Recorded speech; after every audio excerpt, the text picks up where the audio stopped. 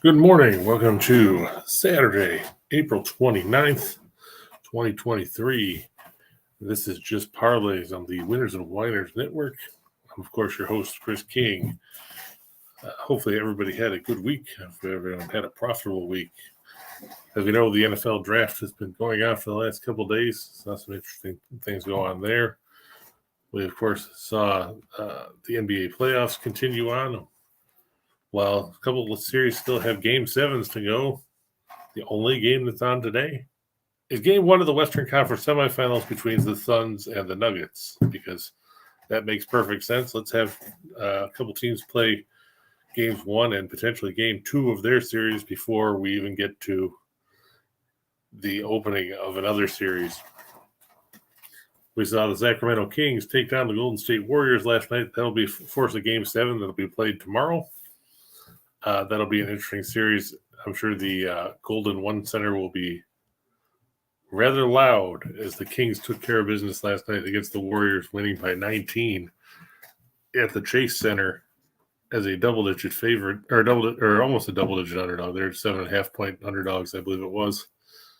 We saw the Lakers obliterate the Grizzlies by the narrow margin of 125 to 85. So the Lakers move on. Memphis is out. We know the Bucks are out in the East.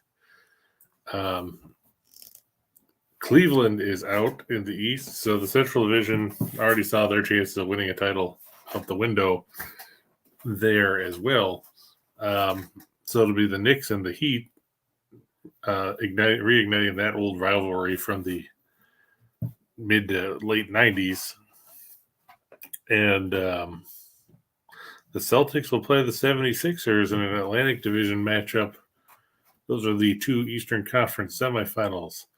In the West, we know that, like we said, Denver and Phoenix open up today.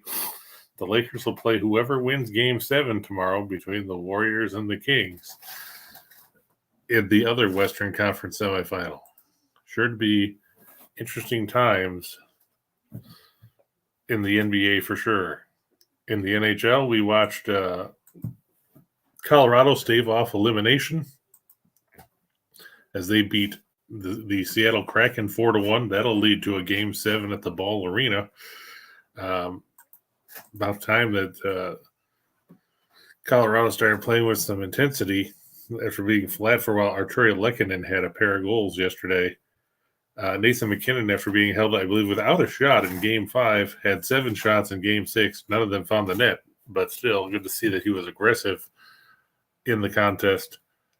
The Avalanche outshot the Kraken 39-23. Came back after giving up the opening goal of the game, tying it in the final 20 seconds of the first period, and then going on from there to earn the victory.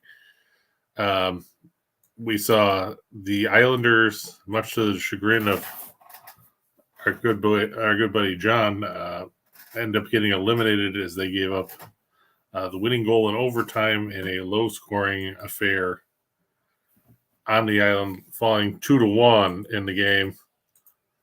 They were up 1-0 after 2, gave up the tying goal midway through the third period, and then lost in overtime at the 6-minute mark on a goal by Paul Stastny. So the Hurricanes move on. The Dallas Stars move on as Jake Ottinger continues to play solid in net, made 23 saves. The Stars winning 4-1 on the road. Ottinger allowed just 3 goals in the last 2 games of the series. So good outing there for the Stars. And if there's a hotter player in the league right now than Roope Hintz, I haven't met him. Hintz has got 5 goals, 7 assists in the first round of the playoffs. That's more points than McDavid. That's more points than Leon Draisaitl. It's even more points than Mitch Marner. More points than Tkachuk, Brad Marchand, who was disappointing yesterday. And speaking of disappointing, and the Boston Bruins, let's be honest, the Bruins, everybody was hyped up. They basically had a coronation for them already because they set the NHL record for regular season wins, regular season points, regular season this, and regular season that. But they've lost the last 2 games to the Florida Panthers, and that series now goes to a best of 1. Granted, it's at the TD Garden where the Bruins have had a lot of success this season, but giving up 7 goals last night has to be a concern for Jim Montgomery and company. We'll have to see what transpires there. So the Bruins and the Panthers, somebody's going to move on. Somebody's going to go home. We're going to find out who it is. Kevin asked me, what do you think is going to happen with the Jets? Well, I was talking to my brother about that yesterday. You know, everybody's all excited that Aaron Rodgers got traded.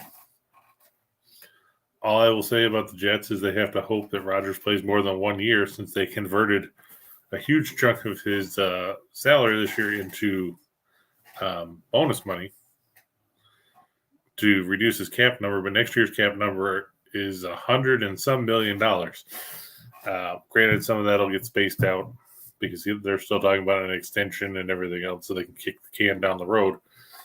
Will the Jets be better offensively? You'd think so. But the offensive line has still got to be a concern if you're Robert Saleh. Becton has played, 1 game in 2 years. I don't know if they re-signed George Fant. I know he was a free agent.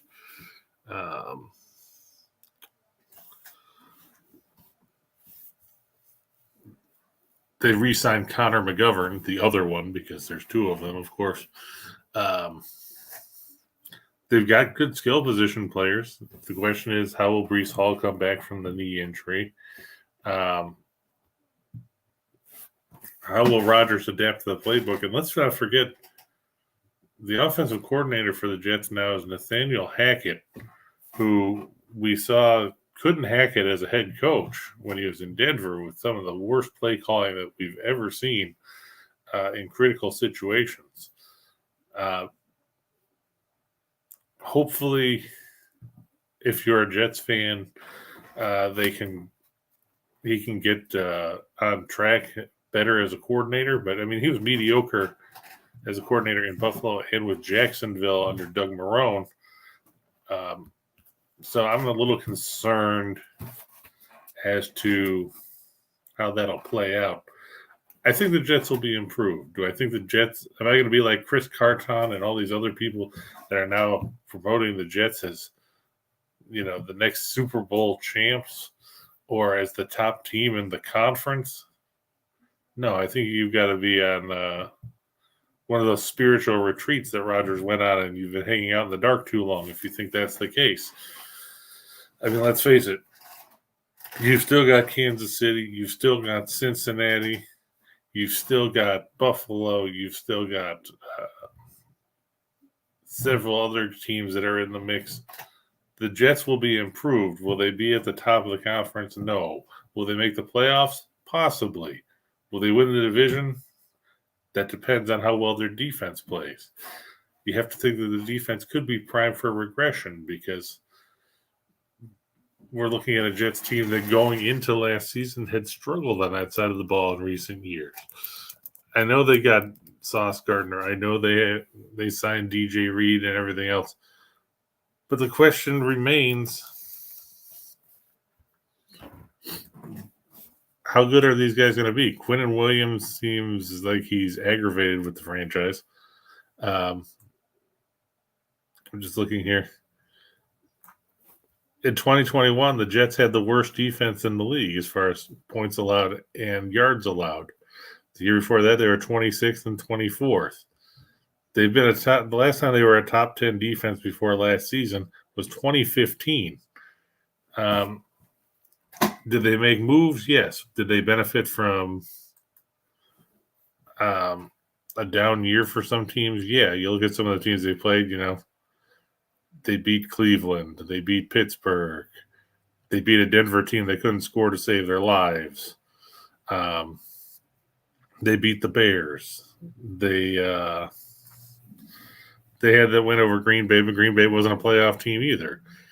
So the only playoff team that they beat last year, and I know that we're talking about it, it's a new year, and sure, that's all well and good.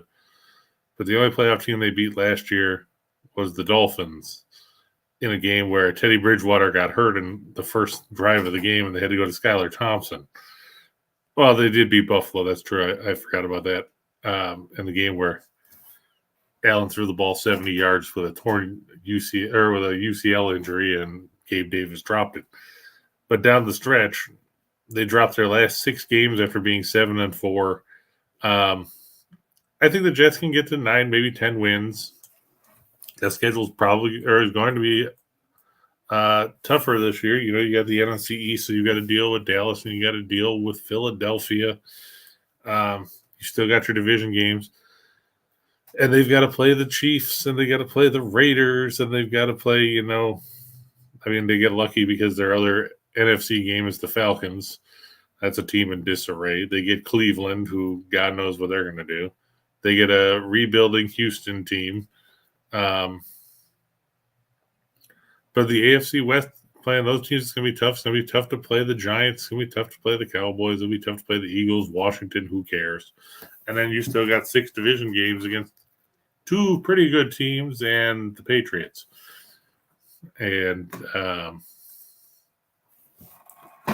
like I said, I think 10 wins would be a step in the right direction. I don't see them going to the Super Bowl. I think Chris Carton is on drugs. I think Bart Scott trying to say that they're the 4th or 5th best team or the 2nd or 3rd best team in the conference and leaving some other teams out is ridiculous. Sometimes homerism, makes things very difficult to take someone seriously. Good to see you there, DE. Hopefully things are well with you. Kevin, you're welcome. I know you're a Jets guy, and I know I agree with you. I thought Rodgers was going to retire. I'm surprised he didn't, but it comes down to the first word of the city where the Packers play. That's what it boils down to. It boils down to the green, and Rodgers wasn't going to leave that on the table. I'm curious what your thoughts of it is as a fan of the Jets. Are you buying all the hype that people are throwing out there that all of a sudden this is a Super Bowl team because they have a quarterback? Do you think that this team is magically, going to go back to the days of Joe Namath and be relevant? I mean, the last time they had a quarterback that put up decent numbers in consecutive seasons, it was Ken O'Brien. And Reichel is a Jets fan, and he wasn't even alive when Ken O'Brien played quarterback. So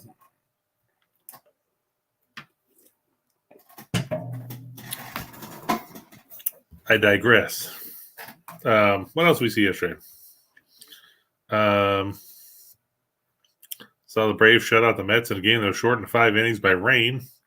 Rain's been a real fun factor lately, hasn't it?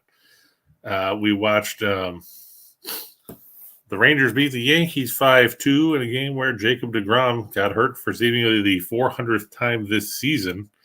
He left in the 4th inning with an injury after going 3 2/3 scoreless innings. Give 1 hit, 1 walk, 2 strikeouts through 50 pitches before he left. Dane Dunning got the win in relief. Clark Schmidt, 0-3, 6.84 ERA. One has to wonder how long will the Yankees hang on with him in the rotation. They're still trying to get Carlos Rodon back and Frankie Montas. And right now you'd have to think a head of lettuce could pitch about as well as Clark Schmidt has. In the real exciting game that nobody gave a crap about, it was the Cincinnati Reds beating the Oakland A's 11-7, showing that even 2 bad teams can go over the number at the Ring Central Coliseum. A packed house of 6,423 in attendance to watch Luis Cessa get his first win of the year. The Reds 11-15. The A's 5-22. That series continues all weekend. Good seats still available. The Phillies beat the Astros 3-1. The Dodgers beat the Cardinals 7-3. And boy, you talk about disappointing teams. And personally, I find it amusing. But the St. Louis Cardinals buried in last place in the NL Central.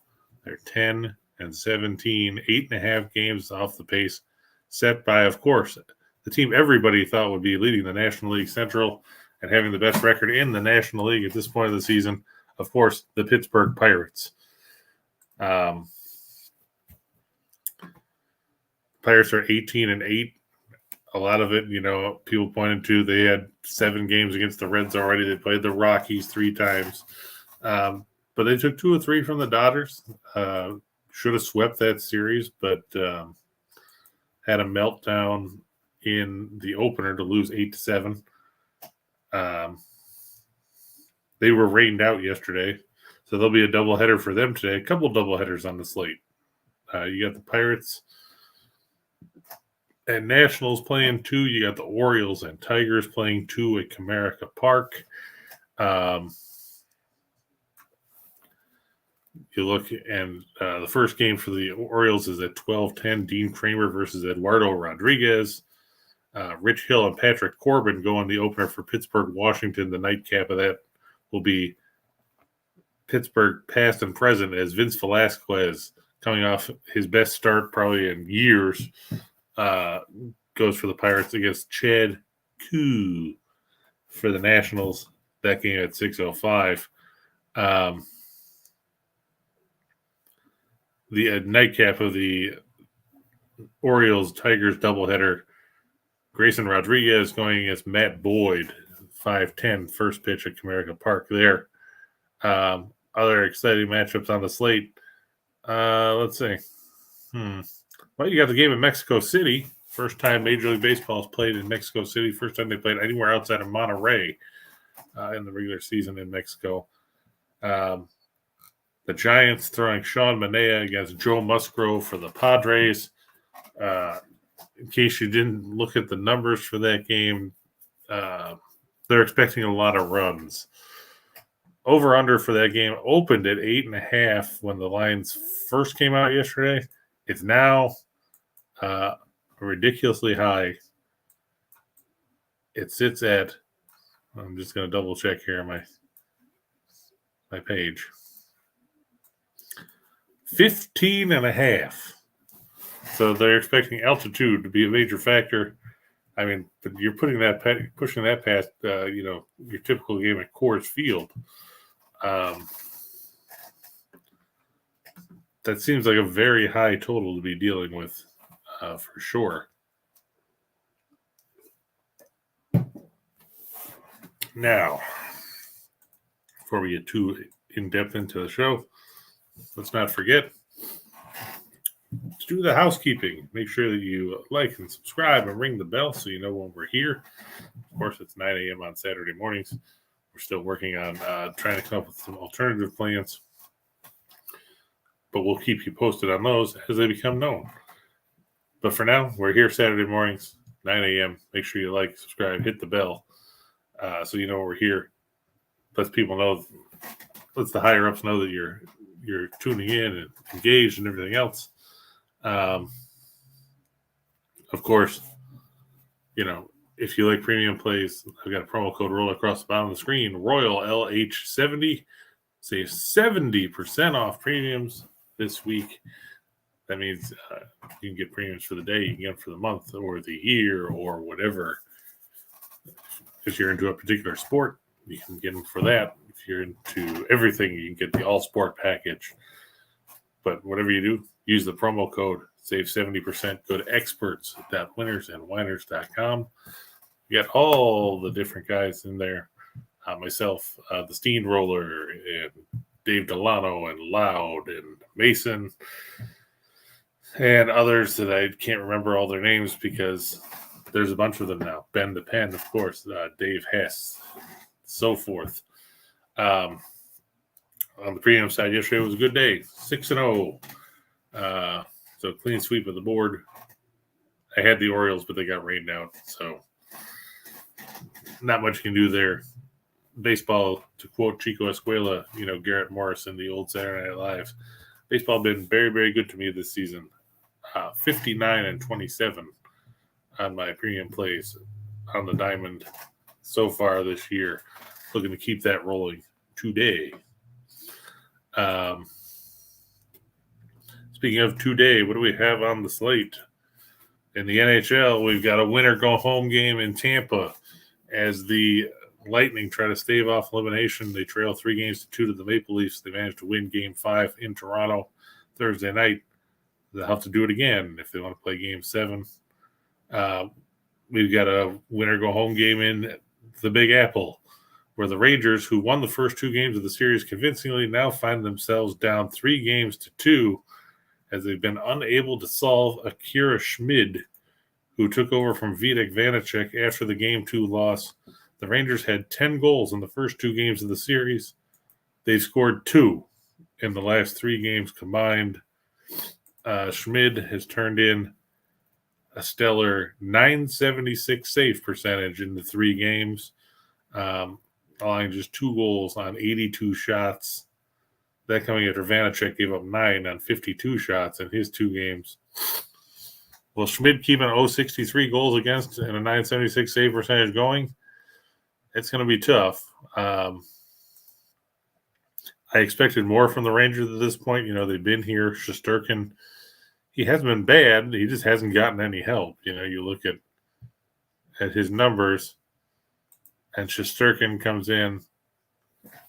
Yeah, he's 2-3, but his goals against is 175, and his save percentage is .938. It's kind of tough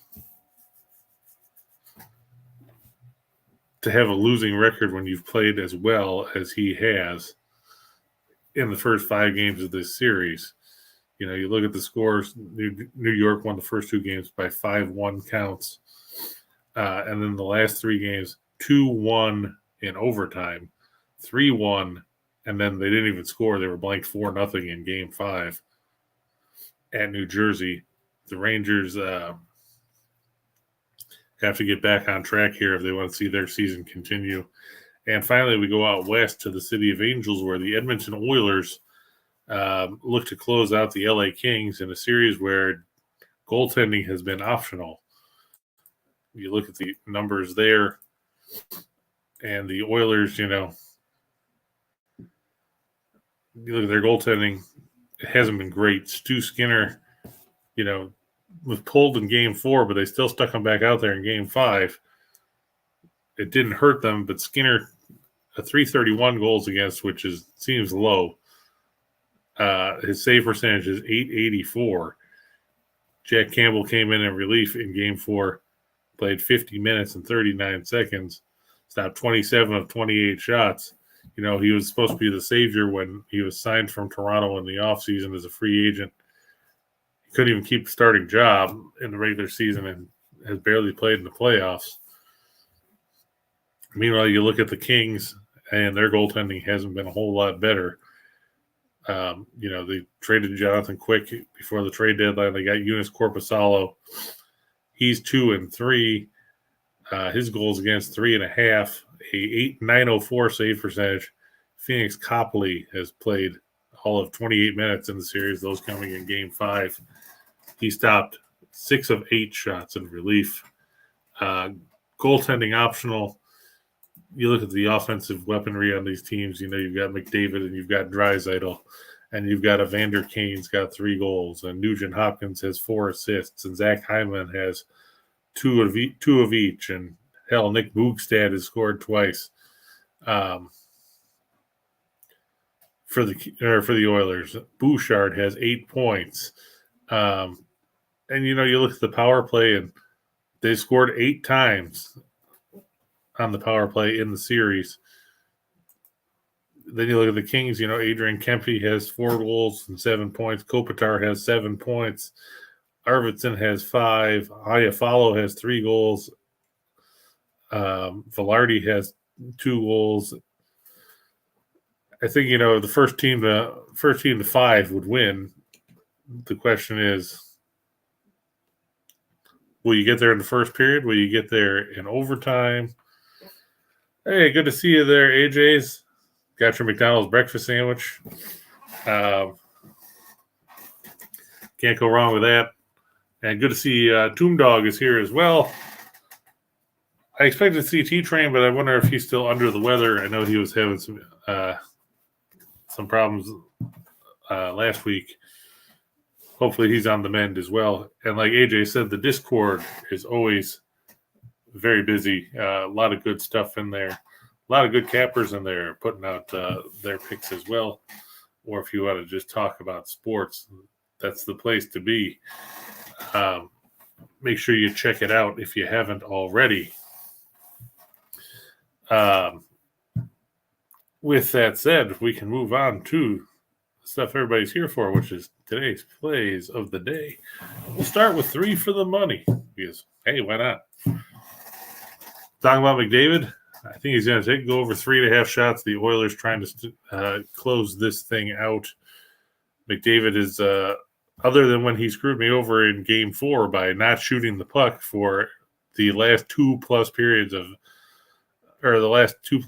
regulation, and then not shooting the puck in overtime before the Oilers won on the goal by Hyman. Other than that, he's been pretty good at shooting the puck. I see this line has actually been bouncing around to the point where it's going upward, which is never good, but you can still get it at -157 now at BetRivers and Unibet. Caesar says it at 169. DraftKings still has it at 165.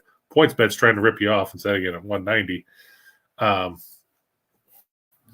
In the series, McDavid has 5, 6, 7, 2, and 4 shots against the Kings. He's gone over the number at 8 of his last 9. You have to think for the potential chance to close out the series against the Kings, he's going to be shooting the puck a lot.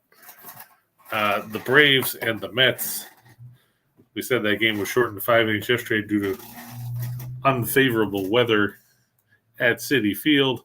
Today's pitching matchup there, Max Fried. No, wait, I'm sorry. It's Spencer Strider, who, as we know, likes to strike people out. He's 3-0 with a 180 earned run average and 49 punch-outs over 30 innings of work. He'll face off against Tyler McGill, 3-1, a 396 earned run average, 19 strikeouts, 12 walks in 25 innings and 5 starts on the year. McGill doesn't give you a lot of depth. The longest he's gone to start the season was 6 innings, and that was against the Marlins back on April 7th. His last 2 starts, he's given up 7 runs on 13 hits with 5 walks and 6 strikeouts in 9 innings against the Dodgers and the Giants on the road. We know how well Atlanta can put up crooked numbers in a hurry. We know that the Mets are inconsistent when it comes to the plate. We've got good numbers out of Pete Alonso and Francisco Lindor, but the Mets still trying to find some other guys to contribute with some consistency. Alonso has 10 home runs and 25 RBIs. Lindor's driven in 21. Nimmo's been pretty decent, but after that, you're looking down the list and you're like, none of these guys really scare you. Starling Marte's hitting 224. Can is hitting 224. Their catchers can't hit a lick because Alvarez is at 194, and sadly, he's hitting better than Thomas Nido, who's hitting $116. They were happy to get Omar Narvaez in the offseason, and then he promptly got hurt in the opening week of the year and remains on the injured list with a calf strain. He probably won't be back until early June, so the Mets still trying to plug along with a non-existent pitcher-like plate there. Oh, that's right. I forgot about the restaurant. No wonder why he's so damn busy. Well, doesn't he realize that the Discord is more important? I mean, come on. And who's going to watch Yogi? He's going to take Yogi to the restaurant. Devin Booker, over 29.5 points. If you haven't been watching the NBA playoffs, Devin Booker has scored a whole lot of points. He had 47 against the Clippers in Game 5. The lowest point total he had in the series against the Clippers, 26. Then he went for 38, 45, 30, and 47. He's going to have a big series here against Denver as well if they're going to have a shot. It's going to be interesting to see how they guard him. They're going to stick Jamal Murray on him. They're going to try and put Caldwell Pope on them. Will Bruce Brown get some minutes on him? Because, Booker just went off in that series against the Clips. And, he's a dynamic scorer, and having Kevin Durant on the floor with you helps. And having Chris Paul, even though he doesn't score much, helps. And DeAndre Ayton, at least you have a competent big man. I think Booker's going to fill up the stat sheet again. I think it's going to be a high scoring game between these teams, and I think it's going to be entertaining for sure. And basically, that's what the NBA needs at this point. They don't need a bunch of boring ass games that nobody wants to watch, like we saw with Cleveland and the Knicks, where if you scored first team to 80, pretty much won matchups in that series because they were horrible. To watch offensively. And with that, we'll move on to 4 for the show. There's the Nuggets. I think they'll beat the Suns at home. Denver was 34-7 at home in the regular season. They've won their first 3 playoff games at home as they took out the Timberwolves in games 1, 2, and 5. Sure, the Suns won their 2 playoff games on the road, but they're still just 19-24 as the road team this season when you factor that in. Everybody knows the Ball Arena is a tough place to play as a visiting team. The altitude is always a factor.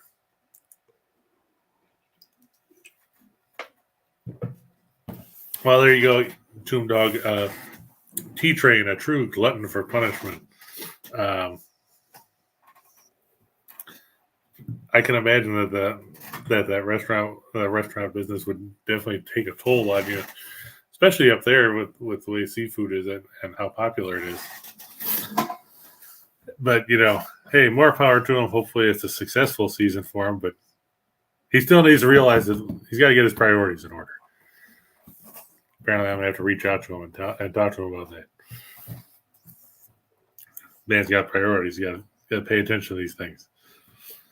I think the Nuggets, like I was saying, though, it's too much for the Suns to handle here on the road. I think it's going to be a long series. I think it's probably going to go at least six games, if not 7. But, home court advantage is so important to a team like Denver because, playing in the altitude can take a toll on anybody.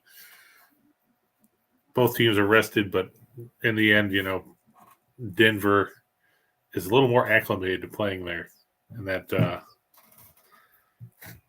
that works in their favor. The Dodgers over the Cardinals. You already heard me laugh about how the Cardinals are in the basement of the Central. Good pitching matchup. Jordan Montgomery going for the Cards against Clayton Kershaw. Montgomery comes in, probably is the Cardinals' best starter, which isn't saying a whole lot. 2-3, a 381 earned run average, a 127 whip. He took a tough loss in his last start against the Giants. Through 6 innings, you have an unearned run on 5 hits. 1 walk, 6 strikeouts, but the Cardinals didn't score any runs. They lost 4-0. In fact, 2 of Montgomery's 3 losses this season have been shutout defeats. So, too bad for him. He'll face Clayton Kershaw, 4-1, a 232 earned run average, 087 whip, 5 walks, 32 strikeouts in 31 innings. It's not vintage Kershaw, but he's pitched well enough in the early going to make people think he's back to normal. at 35, how much does he have in the tank? Fortunately for us, it's only late April, so the tank's not empty yet. The Brewers over the Angels. Tell you what, I know everybody's high on the Angels. I know we got Aussie Angel in the Discord who's a big Angels fan. After watching them puke up a 5-0 lead in the span of half an inning against the A's the other day with Ohtani on the mound, and then nearly giving the game away after Ohtani left to hang on to win 8-7,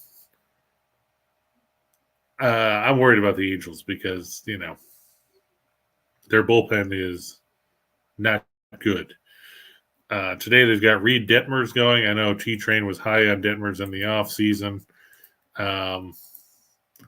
Detmers has not been all that great so far. 4 starts on the year. He's 0-1. 415 earned run average, a 134 whip, 7 walks, 25 strikeouts. Pitched decently against Kansas City. Gave up 2 runs on 7 hits, 1 walk, 6 Ks, and 5 2/3. And again, the Angels won 4-3. But he wasn't around to factor in the decision because the Angels scored 3 times in the bottom of the 6th to erase a 2-1 deficit. We'll face Corbin Burns, who hasn't pitched as well as he has the last couple seasons. Burns seems a little disgruntled in Milwaukee. He's 2-1, a 455 earned run average. And he's handed out some walks. He's got 10 walks on the year against 22 strikeouts in 27 2/3 innings. And, you're like, well, so what? It's only 10 walks in 27 2/3. And sure, that's true. But when you consider the numbers last year, or 2 years ago, in 2021, he walked 34 in 167 innings. And last year he walked 51 in 202 innings. So he's on pace to, obliterate those numbers as far as the free passes go. The most guys he's walked in a full season is 51, which came last year. Previously, he had walked 11 in 38 innings in 2018. He walked 20 in 49 innings in 2019 and 24 in 59 2/3 in 2020, the shortened season. But those were all coming out of the bullpen for the most part. As a starter, his control has been better. His strikeout to walk rate was 6.9 to 1 in 2021, 4.8 last season. It's down to 2.2 so far this year. You have to think he'll turn it around. The question is when. But playing at home, I've got to back the Brewers after seeing the Angels score 1 yesterday. Gio saying, do I like the Oilers and Nuggets in a 2-team ring? Yeah, I mean, the Oilers, I think, are going to close out the Kings tonight. And I think Denver should I think Denver's going to prevail at home.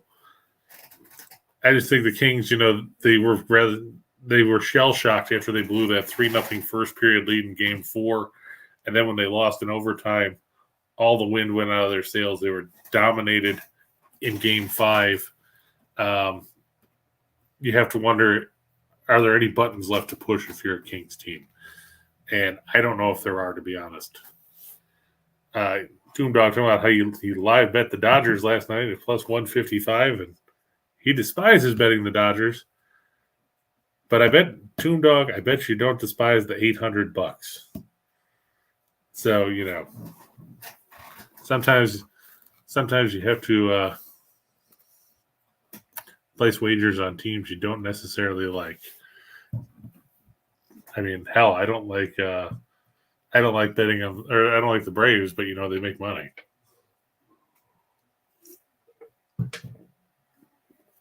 And who else don't I like? Well, there's a whole list of teams. But if they pad your bottom line at the end of the day, that's what matters. And with that said, we will now go to everybody's favorite segment, the shot in the dark. 10 different matchups here. Remember, you don't have to play them all.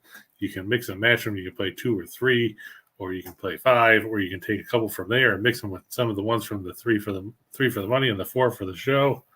Well, That's a valid point, but Toon Dog, you can't dwell on the past. You just have to look at the fact that as of yesterday, they won you $800. It could be worse. You could be. Let's see. You could have bet on the 88 Orioles. Unless you were betting on them to lose, in which case you would have made a whole bunch of money, and then nobody would have complained. But we'll go to the shot in the dark here. I know everybody's excited about the XFL playoffs. If you are, you're lying. But, if you were going to play the XFL today, I would probably take the Houston Roughnecks minus the points. They swept Arlington in the regular season. I didn't put them up here because, it's the only XFL game on the schedule. Tomorrow is probably the more exciting matchup with Seattle and DC. But we'll take a look here. You see a lot of familiar faces. I'm going to look for Durant to go over 2.5 threes in the game against the Nuggets. Durant's a pretty good three-point shooter. He doesn't necessarily pull the trigger a ton. If you want to go with Booker there, you could too. He's right around plus 100 or minus 110, depending on the book. But Durant, hung 31 in each of the last two games in the series. Hit 7 threes in the last two games. He hit 3 in Game 4, 4 in Game 5. He also hit 3 in Game 1. I think Durant will probably hit 3 triples in this game at least to keep Denver honest and go over the number. I'm going to stick with the Rangers. I thought that they were the better team than the Devils just because the Devils have so much youth in their lineup. Sometimes youth trumps experience, and we've seen it in the last 3 games. I just don't know if Schmidt can keep it going. He didn't make didn't appear in a ton of games in the regular season because they were trying to go with Vanacek and Mackenzie Blackwood, and that didn't necessarily pan out. In the regular season, Schmidt was 9-5-2 with a 213 goals against, a 922 save percentage, and 1 shutout in 18 games. He was hot down the stretch, and that's probably well, I shouldn't say he's hot down the stretch. He's hot in this series. He made 20 saves in relief in his final regular season appearance against Washington.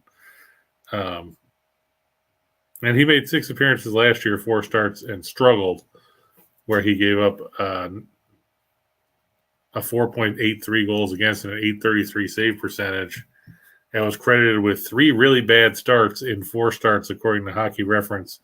Really bad starts, your save percentage below 85% in the game.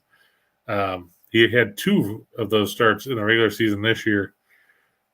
Of course, he hasn't had any bad starts in the playoffs, but at some point you have to think that things can change. We saw that with Vasilevsky. Vasilevsky was terrible the first 4 games of the series for the Lightning, and he was good in Game 5.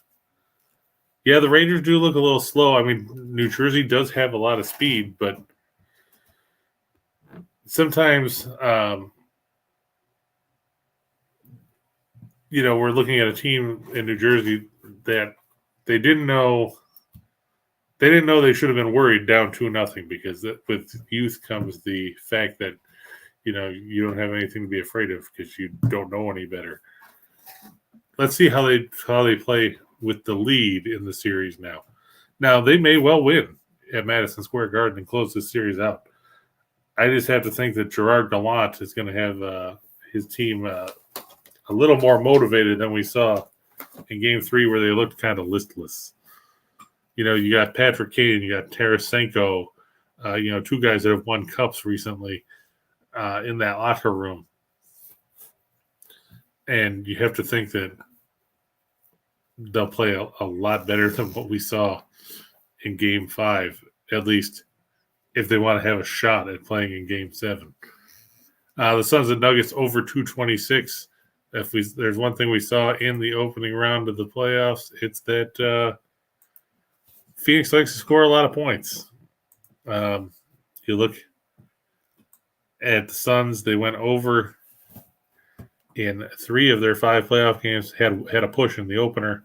They've gone over in 7 of their last 10 with that one push, getting back to the regular season. Denver went over in 3 of their 5 games with a push in the first round with the Timberwolves. Phoenix will push the tempo, force Denver to play that style of basketball. And I think it's going to be I think it's going to end up somewhere in the near 230, maybe 232. I don't think we're going to see games kind of like we saw with the Clippers, where we were in the 250s and the 260s. But I think it's going to be an entertaining game. I think both teams shoot the ball pretty well. In the first round, Phoenix shot 40.7% from 3. They shot 51.5% from the floor. They logged big minutes for their stars. Durant played almost 44 minutes a game. Booker played 43. You look at Denver, and you saw Jamal Murray play well. We saw Jokic do Jokic stuff. And I think it's going to be a good series. But I think today we'll end up over the number. Draisaitl over 3.5 shots. You think about it and you're like, well, he doesn't usually shoot the puck because he's always setting up McDavid or somebody else. And while that's true, Draisaitl quietly has 6 goals in this series. He's gone over the total in shots every game of the series. 6, 3, 3, 5, 5. He's gone over in his last 6 dating back to his regular season finale against the Sharks.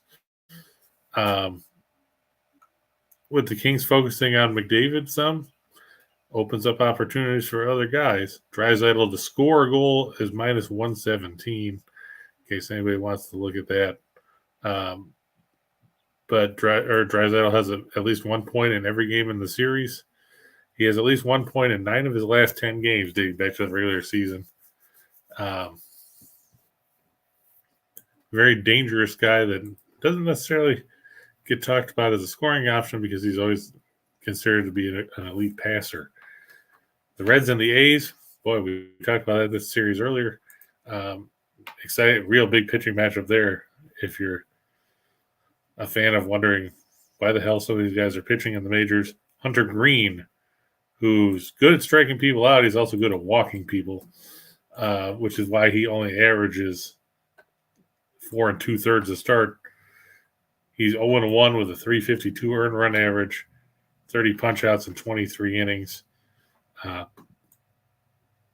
Took the loss in his last start against the Pirates, where he gave up a run on 4 hits, 2 walks, and 6 strikeouts in 6 innings because the Reds didn't score. In that game, they lost to Vince Velasquez, where they made Velasquez look like Cy Young. Meanwhile, the A's counter with everybody's favorite starting pitcher, Kyle Muller, who's 0-2 with a 723 earned run average, a 2.03 whip, 13 walks, 17 strikeouts, and 23 2/3 innings. He's given up 35 hits in those 23 2/3. We saw the Reds hang 11 last night. The Reds have suddenly become an offensive juggernaut, in case you missed it, because they were shut down by the Pirates last weekend and then turned around and beat up on the Rangers in 3 straight games as the Rangers bullpen blew big leads in both games, or the first 2 games. They were down 6-4 in the 8th on Monday. I think it was Monday. Yeah. Rallied to win 7-6 because the Rangers walked in the 2 runs to tie the game and then gave up the winning run in the 9th. They led 6-1 after 7 innings on Tuesday and allowed the Reds to score 6 times in the 8th to win 7-6. And then they won 5-3 on Wednesday on a walk-off homer by Nick Senzel. All of a sudden now the Reds have won 4 straight and they've scored 30 runs in that stretch. Wouldn't be surprised if people played the over in that game as well. Would not surprise me in the least. Oilers and Kings over 6.5. Well, if you haven't watched the series between these two teams, you've missed a lot of offense. We talked about it briefly earlier. 7, 6, 5, 9, and 9 are the goals totals in the last 3 games, or in this series, I should say. It's the last 2 games, both going to 9 goals. The Kings know they need to win to force a game 7. I think we're going to see another up and down game here. A lot of open ice, a lot of odd man rushes. I mean, we saw the first period in game 5 end at 3-2. It wouldn't surprise me if we saw something similar here as that game goes over the number. Yeah, the Leafs usually are. I'm just, they always say the 4th win in a series is the toughest. And we saw that Thursday night. From a personal perspective, I hope they win the game. From a betting perspective, I stayed away from it just because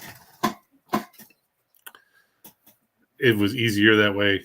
I will say that Jim Taddy, formerly of Sportsline in Toronto, said after game 1 that Toronto would win the series in 6. So, good, bad, or indifferent, I'll be tweeting at him after the game and see what happens. The Blue Jays over the Mariners. Chris Flexen going for Seattle, who took a blow when they found out Robbie Ray will be done for the year. That's a big dent in their rotation. Flexen 0-4, an 886 earned run average, 31 hits allowed, 11 walks, 14 strikeouts, and 21 and a third. Gives him a 197 whip. His last 3 starts, he's given up 18 runs and 12 and a third. Those are not numbers that you want to see. And you have to wonder, will Seattle go out and try to find another starting pitcher somewhere to back up Castillo and Kirby and Gonzalez and Logan Gilbert? Because it's clear Flexen is not the answer. He'll face off with Kevin Gausman, who is 2-2, a 284 earned run average, a 101 whip, 5 walks and 41 strikeouts and 31 2/3. He threw 7 shutout innings against the Yankees in his last start on Sunday, gave up 3 hits, no walks, and 11 strikeouts in the Bronx in a 5-1 Blue Jays win.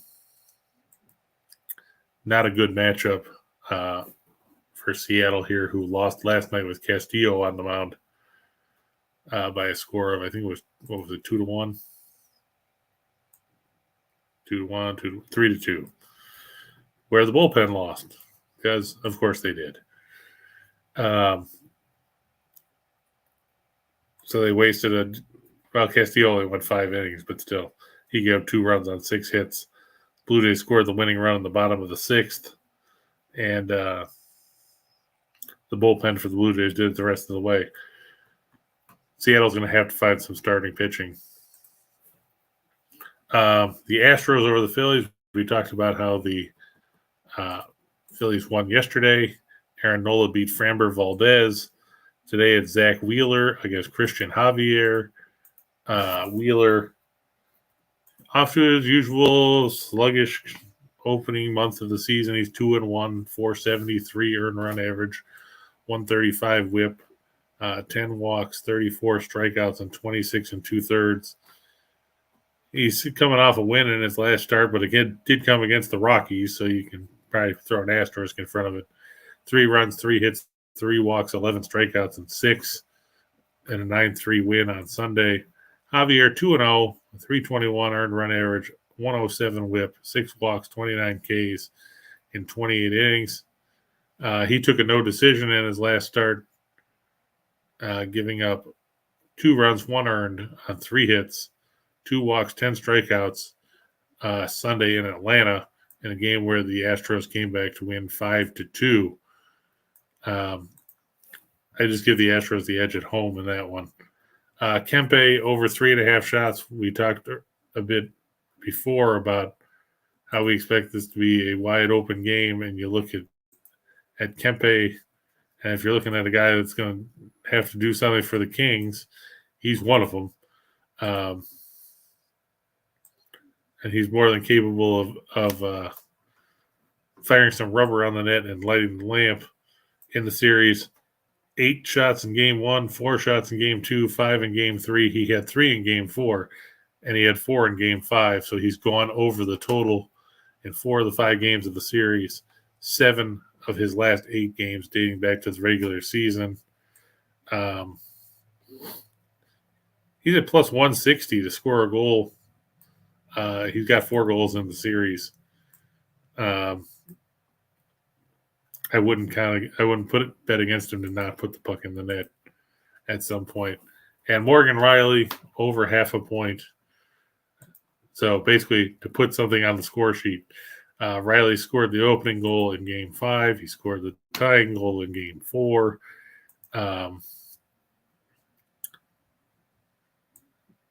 He's for all the grief that he got early in the season and when he was injured. He's gotten a point in 4 of the 5 games in the series. He's got a total of 7 points overall. 3 goals and 4 assists to his credit. I mean, he's at plus 475 to score a goal. So, I mean, if you had to sprinkle on that, you could. I'm not saying he's going to score, but, and odds like that when a guy got a goal in 3 straight games, there's worse things to bet or to sprinkle on. Noel said he cashed on the Bruins total yesterday, over 3.5. Yeah, you can't go wrong with that. The over in that series has been ridiculous, considering how well Boston has or was defensively in their own end this season. But you look around and you're like, what's going on with Boston? Because in the 6 games in the series, they've gone over in 4 of them. And game 3 missed by half a goal because it was a 4-2 game. And that game could have been even more high scoring considering there are a couple of goals that were reversed.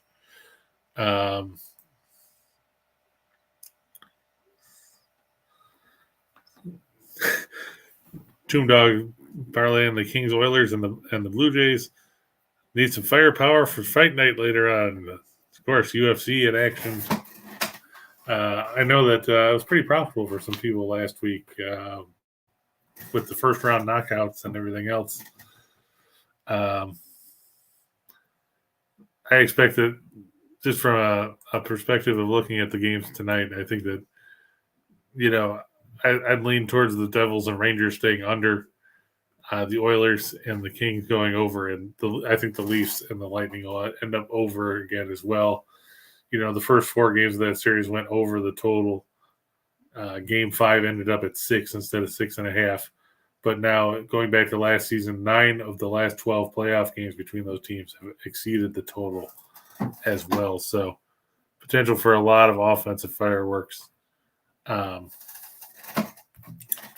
But that wraps up the show for today. I want to thank everybody for being here, for making it entertaining. Hopefully, it's a productive and prolific day for you guys as you head to the window to pick up a bunch of cash. Noel saying the Blue Jays team total, flexing is terrible. We talked about it a couple minutes ago. 0-4 and 886 earned run average, and he's just been shelved lately. Got lit up by the Cardinals in his last start. Plus, he had that start at Wrigley Field where he was handed a 7-1 lead or whatever and lost. That's true. You got to parlay in UFC because the numbers there can be, everybody's a minus 350 favorite. But you can't. I mean, come on, you can't bet. You can't not bet on Bloodsport. I mean, come on, look at it. Worked for Van Damme, right? I mean, he was in a movie called Bloodsport. But still, I digress. Like I said, use the promo code at the bottom of the screen. Save 70% on premiums. Make sure you like, subscribe, ring the bell. Let everybody know you were here.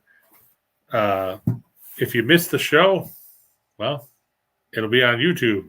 You just go to the Winners and Winers YouTube channel, click the live tab, and the show will be there. And you guys can watch the replay at your convenience. Of course, if you wait too long, some of these games would have already started, but that's not my fault. You're welcome, Tomb Dog. Thanks for stopping by. I hope you guys have a great weekend, and we will see you next week. Don't forget to stop by the Discord if you haven't been there. Don't forget to go to experts.winnersandwiners.com for all the expert plays. And have a great day. We will catch you again next Saturday. So be here or be square. We'll see you next time, folks. Bye-bye.